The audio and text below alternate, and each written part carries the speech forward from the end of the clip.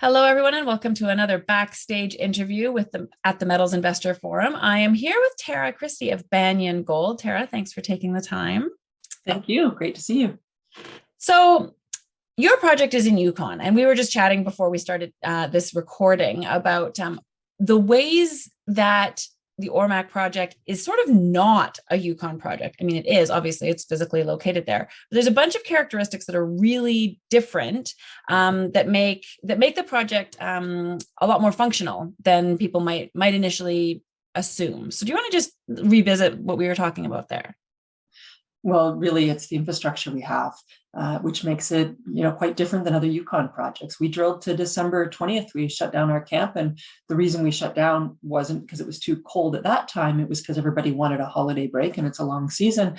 And we've already opened our camp and have started again, and it's not even the end of January yet. So we'll be drilling by Monday. So really unique that we can have year-round drilling, and that has huge advantages. It lets us get our assays back and target it, and really importantly, it lets us give people year-round work, which is unusual in the exploration business, particularly in the Yukon. So we have regular drillers that can have a life and have a regular rotation and come back, and that's really advantageous because they know our ground, they know the equipment, they know what to expect, and they're happy working there. And same with the from the core cutters to the geos, it is year round. And yes, there's a little bit of cold, and you need to have some better clothes than for the summer. So and make sure that everybody has the right gear and have the safety in place. But it really does give us a huge advantage. It also means we don't have to build roads, which are really expensive. We can go out on the snowpack and put in little trails to access a lot of our drill sites,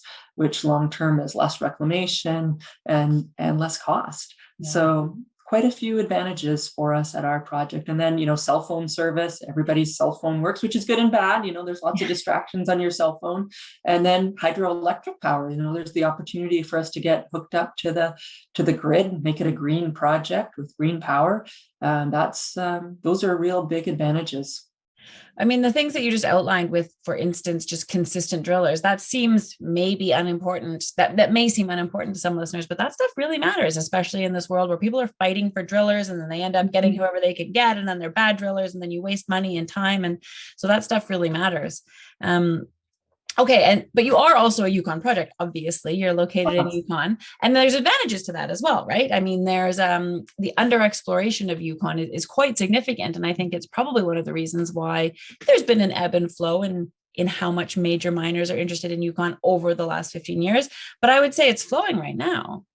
Oh, absolutely. Lots of interest. And you can see it with the number of juniors. And we've had some, recent discoveries with some of them. That Tintina gold belt is real. It continues across Yukon and all the way into Alaska. It's produced millions of ounces of gold. And there's probably a tremendous amount yet to be discovered. And our property, right beside a highway, actually straddling a highway and a power line, really shows you that if that's right there close to infrastructure, what's further out? And yes, things that are further out have more cost. And that goes to the conversation we had during the investor forum about grade. You brought it up, and Yukon projects, what's economic? Well, the best example is right next door to us. If that's economic at 0.63 and we're finding something pretty similar, it's pretty exciting for our project. For sure. I mean, the whole concept of the AurMac project is, it may have seemed to people initially that, okay, a small zone of 0.5, 0.6, but it's not a small zone anymore. And this is where that balance happens, right? If you're in the context that we just described, you're on a highway, you have power, you have access, you can be there year round, and you have that a good balance of grade and scale. That's the goal, right? Absolutely. We know there was historically some high grade in that 2-ounce material. And we know there's 3 phases of gold mineralization. And the model we have right now predicts this big bulk tonnage. And quite frankly, the bigger it gets, the grade, as long as it's close to, what's economic in the Yukon, is becoming less important, because this is turning out to be very big. Everywhere we're drilling, we're finding mineralization. Power line is now 2 kilometers by 2 kilometers of mineralization. Orex Hill is a huge area. And, while the early grades might not be as everyone always hopes that you get high grades in your first hole, but the fact that the whole hill is persistently mineralized and we only drilled 0.25 of a kilometer, there's 10 square kilometers of soil anomaly there. There could be many elephants in that large of an area. It's just a matter of finding them. And same with, yes, we're grid drilling because we're focusing on big bulk tonnage. But with that, every drill hole, we're collecting structural information. We're putting together the story to understand where those potential higher grade areas are. And, with all explorations, the more you drill, the better your odds get. So, we're already at what's shown to be economic in this area with the level of infrastructure we have, and everything we drill just makes it better. And I'm sure the question, so what I was going to say, you sort of answered it right there. I was going to say, you're doing a lot of work last year and then continuing this year to see if you can figure out a way to hone in on those elephants that might be inside this huge field of gold that you're delineating. So that's sort of like, that's a blue sky thing. Like maybe there is some better grade and you'll see if you can come up with a model that can find that. But in the meantime, it works the way that it is. That statement, it works the way that it is. What do you think that leads to in terms of potential outcomes for this project? Because I'm sure a lot of people just assume, well, the only outcome for this is that Victoria buys it. Well, and that's my job to not let that be the only outcome. And I think once you get to what Victoria Gold had when they built, if you can show that there's 10 years of 200,000 ounces per year, and so have something where you could get 2 million ounces in reserve to do that, mineable reserve, that really would be something I think is significant because we have a large enough land package for this to be standalone. There's the infrastructure, there's no tie. Victoria Gold doesn't own the infrastructure. It's all public infrastructure where we are. So I think at some point people will realize as Victoria Gold continues to cash flow and shows that this work, and they're also doing their own exploration to show that this really is a district, that makes our project even more exciting because it can be standalone. We are doing our baseline environmental work, all the work that we're doing for our PA will be as a standalone project because that's where I think we get the greatest value first. And there's lots of people looking, we all know the majors aren't replacing their reserves internally. So where are they going to look? And if we get something that's 3 to 5 million ounces, and for Q2, I'm not saying we're going to be on the high end of that range because we aren't even going to have all our assays from last year. We'll probably have 40 holes which don't make it into our Q2 resource update from last year.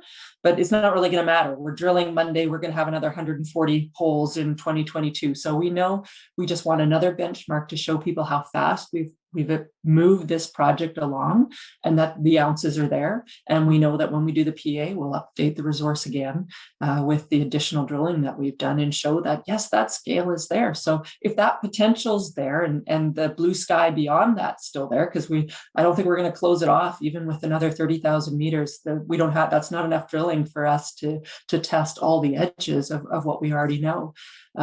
So I think that shows that we have huge blue sky potential there. Absolutely. Yeah. And I mean, the edges of what one of your major deposits, the one that you've grown the most, doesn't even have a soil anomaly. So like what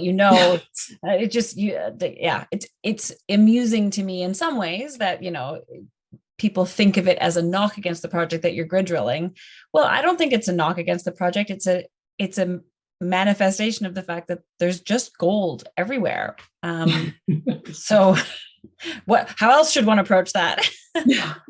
Well, there's no harm in just adding ounces, drill more holes, 100-meter step outs, add a lot of ounces at the grades that we're finding. So, and the structural information, we can go back, we're correlating that with the geophysics, we're correlating that with what we know about the structure from, what our neighbors are seeing and that. And that's really going to help us in the next phase. It's not our focus quite yet because we haven't got it all figured out yet, but we do have some theories.